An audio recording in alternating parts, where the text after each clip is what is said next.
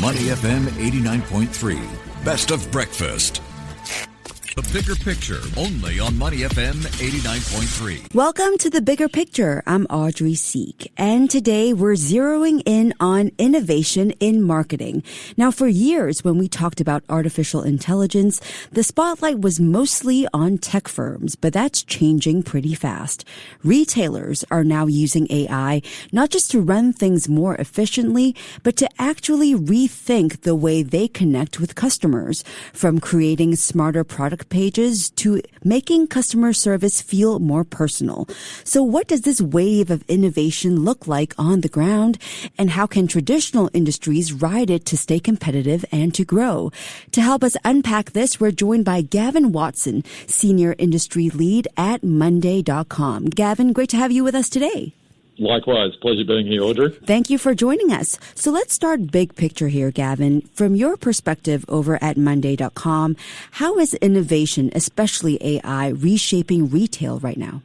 Yeah, I think there's a number of different elements to look at. I mean, traditional retail has always been a touch and feel experience. I think, nowhere is that more prevalent than in the Singapore market where, the consumers and the consumer experience is what it's all about. So a lot of the innovation that we're seeing is really about ensuring that customer experience is at the forefront of what's happening. So AI really is being used to take a lot of the heavy lift around the manual processes that traditionally had a burden on that side of things and really allowing the frontline staff to spend more time with the consumers. And then if you look at that from an online perspective, again, it's about making sure that the experience that the consumer's getting is, at forefront of everything that's been done. So a lot of the work that we're seeing from retailers is using AI to make sure that that experience is basically giving the relevant information at the right time to those consumers. Yeah, so on the marketing front, companies are now using AI to sharpen their product descriptions or even personalize content.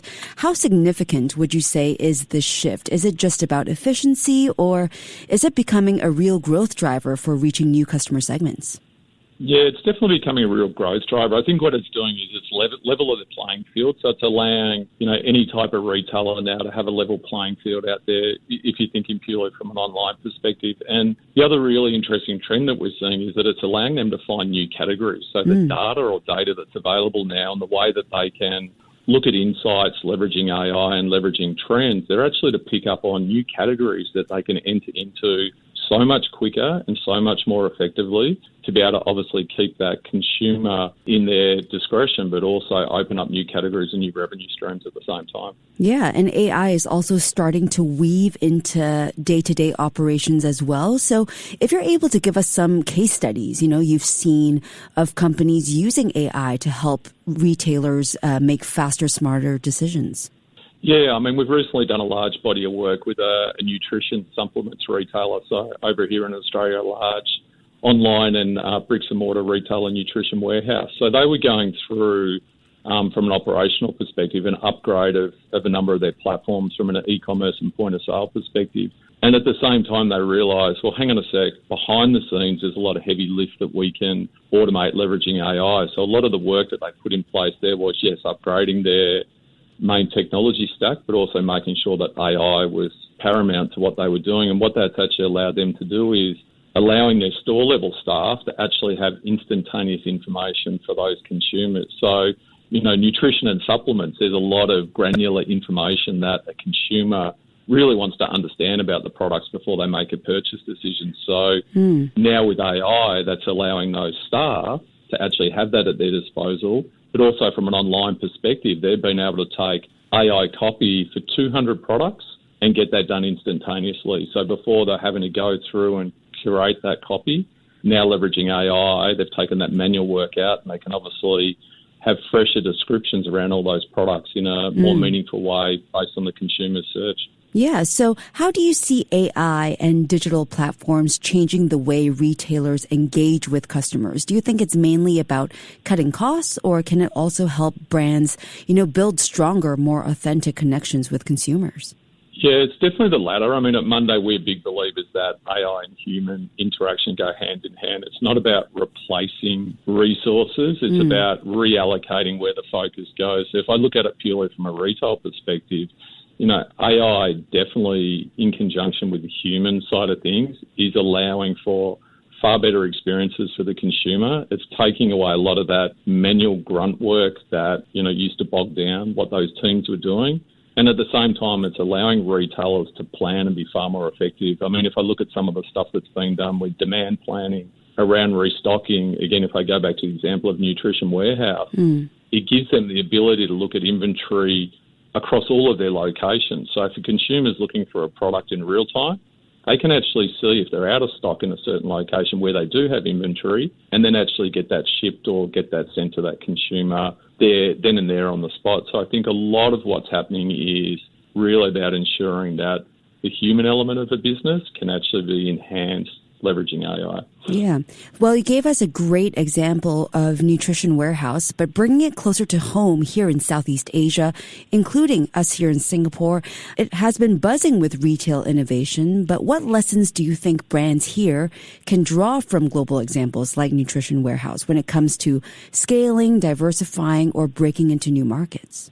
Yeah, there's definitely a lot of innovation happening here in Singapore. And I mean, a number of the retailers and clients that we work with are leveraging it in different ways. But I think, there's a couple of key elements that need to be taken into consideration. The first one really is making sure that the actions are being done from a data-driven insights perspective. So there's so much data available to retailers and consumers. It's making sure that that data is being leveraged to make the decisions.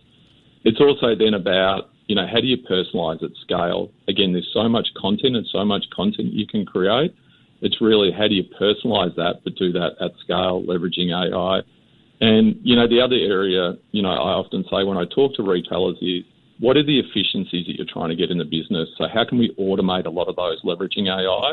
And then obviously that gives you the ability to have far better real-time experiences with your customers and what's happening either at a showroom level or online. So it's taking a balanced approach, but it's making sure that, all the right elements are being put at the forefront before you go and start trying to leverage AI for the sake of bringing it into the business. We would love to hear a little bit more advice from you before you go for the traditional retailers who may be listening, just dipping their toes into AI. What advice would you give them? I think it's really about understanding, what is your competitive edge? Where do you play in the market and what is your competitive edge?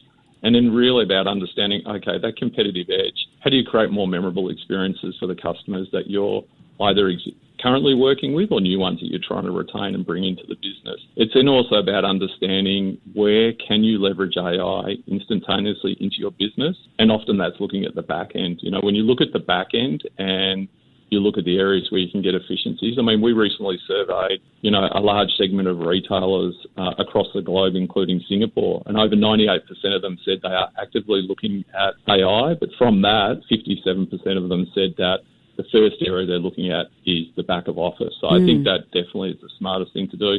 And then it's also looking at, the heavy lift. What is the real heavy lift that goes on back of house in your business that can free up employees' time and actually allow you to build trust? Because AI also has a big trust element when you bring it into a business. So, if you can remove a lot of that heavy lift, we see that that's a really quick and easy way to build trust within the organisation that AI is there to help the business. It's not just there to replace.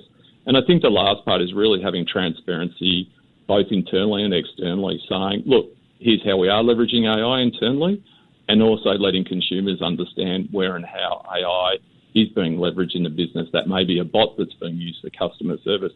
I think if you have a balanced approach, that's really where we're seeing success happening for retailers.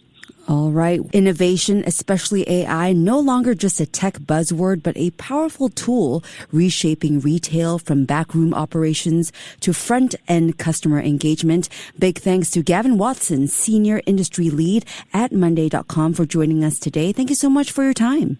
Thanks, Audrey. Appreciate it. Thank you. Keep it here on Money FM 89.3. Before acting on the information on Money FM, please consider if it's suitable for your own investment objectives, financial situation, and risk tolerance. To listen to more great interviews, download our podcasts at audio.sg or download the audio app. That's AWEDIO, audio at the App Store and Google Play.